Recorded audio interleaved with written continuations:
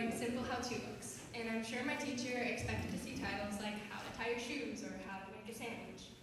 With all the innocence and determination of a 5-year-old, I wrote a masterpiece titled How to Get Married. My book had beautiful stick figure drawings of a bride and groom and childish handwritten sentences such as, "And now you may hug your wife." I never told the boy, but the characters in the book Getting Married were me and him. I'm sure that the irony wasn't lost on my family and teachers. I come from a separated household, and my parents were never married, making my ability to be alive very confusing to toddlers to this day. I've been going between houses once or twice a week for as long as I can remember, and I couldn't even imagine a world where my parents loved each other, when even the thought of them being in the same room filled my stomach with nervous butterflies. For a long time, I struggled with the concept of love.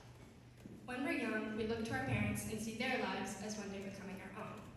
I thought that since I had never known my parents to be together, I was going to grow up to be alone as well. The reality of living between two parents is more complex than anyone can imagine. While my friends often talked about their houses as singular, unchanging spaces, my experience was fragmented. My favorite clothes were always at the wrong house, and I often forgot homework at my dad's and had to turn it in days later. Holidays were logistical puzzles with custody agreements and occasional visits to a judge to sort out what my parents couldn't.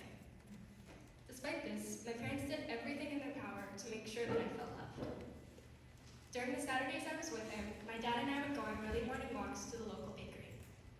It was one of the unusual moments when it was just us. Not us with my sisters or stepmother, just my father and I.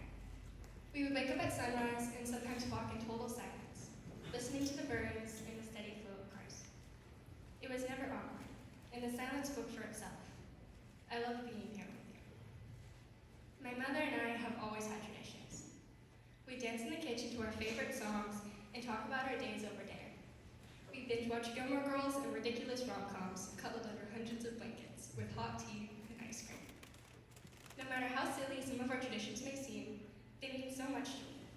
There's something to rely on, and they're my mom's way of giving me a steady environment growing up. For a long time, the only example of love between two adults that felt whole and steady came from my aunts. They've been a constant presence in my life. Their house felt safe, filled with laughter and the smell of cookies. It wasn't until much later that I realized society labels them as a lesbian couple. To me, they were just married happy. They bickered over the thermostat and teased each other over how they liked their pancakes, but they also traveled the world with each other and finished each other's sentences. Whenever I looked to them, I saw what I wanted to have: love. Pure, unconditional, and undeniable love. Being raised by single parents taught me lessons that I might not have learned otherwise. I learned that love isn't perfect, and it's not confined by a single definition. It's not limited to the traditional idea of a man and a woman living together forever. It's the sacrifices my dad made for me to ensure that I had everything I needed, and the sacrifices my mom made for me, and the reassurance that my mom made for me to ensure that when life felt uncertain.